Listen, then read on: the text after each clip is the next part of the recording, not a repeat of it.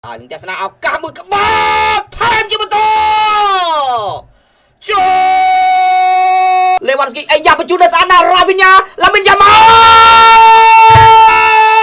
បាទរបស់ក្រុម FC Barcelona ដែលមានអ្នកចាំទីដៃទី1បាទ versus Szczesny ជាមួយនឹងខ្សែការពារបាទ4រូបគឺមាន Alejandro Balde, Inigo Martinez, Paco Bassi និង Jules Koundé បំរើគឺមាន Frenkie និង Frenkie de Jong បាទហើយក៏ដូចជា Fermin Lopez ខណៈដែលតំបន់ប្រយុទ្ធខាងលើបាទគឺមាន Rafinha, Lamine Yamal និង Robert Lewandowski បាទចំណែកមួយនៅដំបូងបាទរបស់បាទក្រុម Borussia Dortmund នៅវិញបាទគឺមានអ្នកចាំទីដៃទី1បាទកីឡាករបាទកីឡាករ Gregor Gabel ជាមួយខ្សែការពារមាន American បាទ Waldemar Alton, Ramri Zebani បាទ Julian បាទ Ryerson បាទ Julian Brand បាទកីឡាករ Khani Chukwuemeka, Felix Anmeja បាទ Serhou Guirassy, Jeremy Gitten និងកីឡាករ Karim Adeyemi Lamine Yamal ញាក់ឆ្វេងញាក់ស្ដាំយ៉ាម៉ាល់ទៅហើយយ៉ាម៉ាល់ទាត់ឆ្វេងអត់ចំគូដៅទេប្រិមត្តយើងរត់កាត់ពីមុខបន្តិចបាទស្ដាយមែនទែនឱកាសបាទជាលើកទី2របស់ឡាមីនយ៉ាម៉ាល់មិញយើងមើលទស្សនារូបភាពកន្លែងនេះមានការលូកកាត់រារាំងដែរប៉ុន្តែมันអាចបញ្ឈប់ឡាមីនយ៉ាម៉ាល់ហើយនេះការទាត់ឆ្មាក់អញ្ចឹងអស់មុំទៅហើយបាទនៅក្នុងការភាគរយដែលទាត់ចូលគឺវាមានតិចខ្លាំងយ៉ាងតែមែនទែនណាបាទនេះយើងមើលទស្សនារូបភាពបាទពីកន្លែងនេះអស់មែនទែនបាទ1-2 8-3 បញ្ជូនស្រូឲ្យ Rafinha ចូលទៅខាងក្នុងកាត់បោះមកខាងក្រោយថែមស្ដាមសង្គ្រោះបានពី Robert Lewandowski បាទប្រជិអ្នកតាន់បង Lamine Lopez ប្រហែលជាលើកហើយ Lopez លើកទៅហើយតែមកក្បាលចូលទៅខាងក្នុងថែមស្ដាមចូល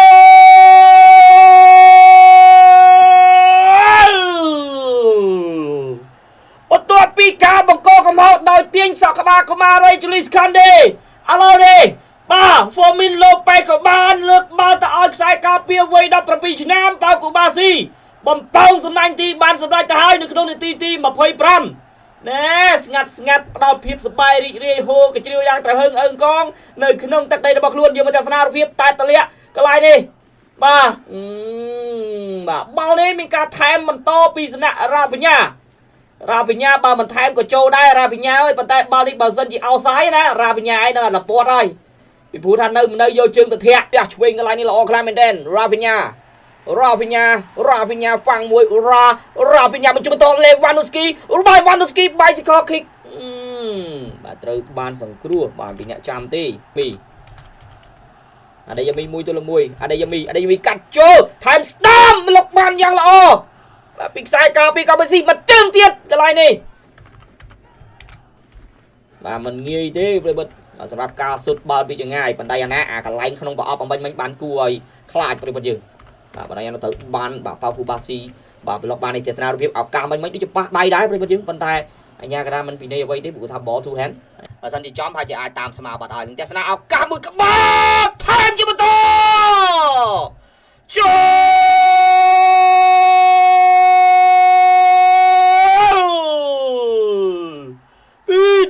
0បាត់ទៅហើយ Rafinha ជាអ្នកតែតអាស៊ីទៅឲ្យ Robert Lewandowski តែថែមឲ្យក៏បំពងសម្លាញ់ទីគណៈដែលការប្រកួតចាប់ដើមទើបតែបាន3នាទីប៉ុណ្ណោះសម្រាប់វគ្គទី2នេះអូហូយប្រិយមិត្តយើងហើយ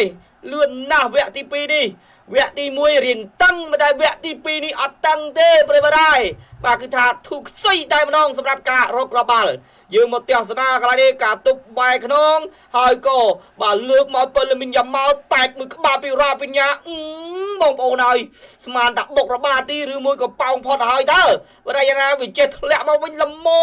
មកប្រិមិត្តយើងនេះអូយនៅសល់ធំណាស់បាទនៅសល់ធំណាស់អ៊ឺស្គីគឺគាត់ធ្នមប្រិមិត្តយើងកន្លែងនេះអ៊ឺស្គីគាត់លោតបន្តិចទេបាទអ៊ឺស្គីគាត់លោតបន្តិចទេហើយក៏តែតោបំពងស្នាញ់ទីតែម្ដងចឹងថ្ងៃមែនទេបាទបោះបាល់ចាប់ដាក់បាទខ្សែការពាររូបនេះដៃគូដៃកង់ឥឡូវទៅហើយឱកាសរបស់ Jules Koundé កាត់ចូលទៅខាងក្នុងឃ្លៀមកជើងអីយ៉ាមិនទាន់តាឆ្ងាយឱកាស Fermin Lopez ទាត់ស្ដាមអូយល្អមែនទែនបាទប៉ុន្តែខុសគូដៅបាទប្រិមិត្តយើងមកទស្សនារូបភាពកន្លែងនេះការប្រើក្បាច់បាទវាយកែងហើយក៏ទះចូលឃ្លៀពី American Dingster កន្លែងនេះ3បញ្ជូនឲ្យ Fermin Lopez អូយ Lopez កន្លែងនេះបញ្ជូនឲ្យ Ski ក៏បានដែរប៉ុន្តែអាណាគាត់ឃើញអាឡង់ខ្លួនឯងមកជើងកន្លែងនេះបុកបកគោទីឡងចាញ់បាល់នេះបញ្ជូនឲ្យ Ski 100ស៊ីតាម៉ារៀល បាទគឺចូលតែម្ដងព្រោះអ៊ូស្គីស្ថិតនៅក្នុងចំហដ៏ត្រឹមត្រូវចំហដែលមានភាគរយខ្ពស់នៅក្នុងការស៊ុបចូលយ៉ាម៉ាល់អូសចូលទៅខាងក្នុងយ៉ាម៉ាល់ទាញស្ដាំយ៉ាម៉ាល់ញាក់ឆ្វេងយ៉ាម៉ាល់លើកមួយក្បាលទៀតហ្វាមីនឡូប៉េទប់ទាត់ស្ដាំសង្គ្រោះបានមានយ៉ាងនេះថែមឆ្វេងបុកទៀតឡងចេញទៅខាងក្រៅហ្វាមីនឡូប៉េថ្ងៃនេះបាទហាក់បីដូចជាមិនមានសំណាងតែសោះបាទបានតែបញ្ជូនឲ្យគេយើងមើលទស្សនារូបភាពការលើកបាល់ដ៏ល្អរបស់ឡាមីនយ៉ាម៉ាល់នេះអូយផុតអស់លីងម្នាក់ឯងទប់ហើយក៏ទាត់បុកជាមួយនឹងអ្នកចាំទីហើយក៏ថែមមួយជើងកន្លែងនេះបាទប៉ះរបាទីអត់ទេអាការថែមទី2នេះនេះប្រិមិត្តយើងអូយអត់អីនេះប៉ះបន្តិចបាទប្រិមិត្តយើងប៉ះបន្តិចផើឡើងទស្សនាឱកាសរបស់បាទបាសេឡូណាទាត់ស្ដាំជើ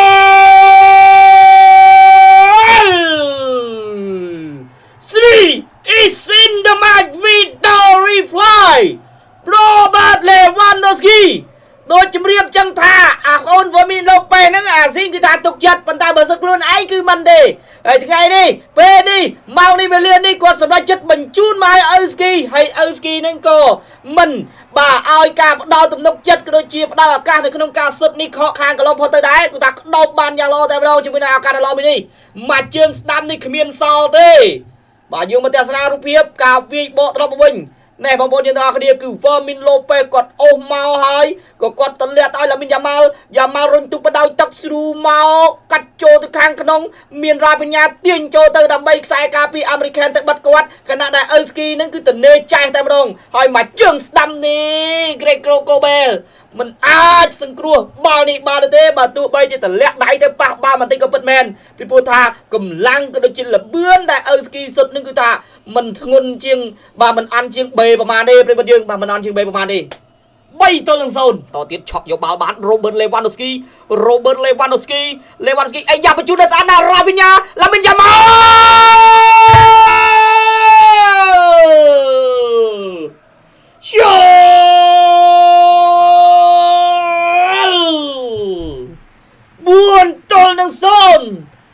ឡាមីនយ៉ាម៉ាល់ទីបំផុតអាចរកគ្រាប់បាល់បានហើយ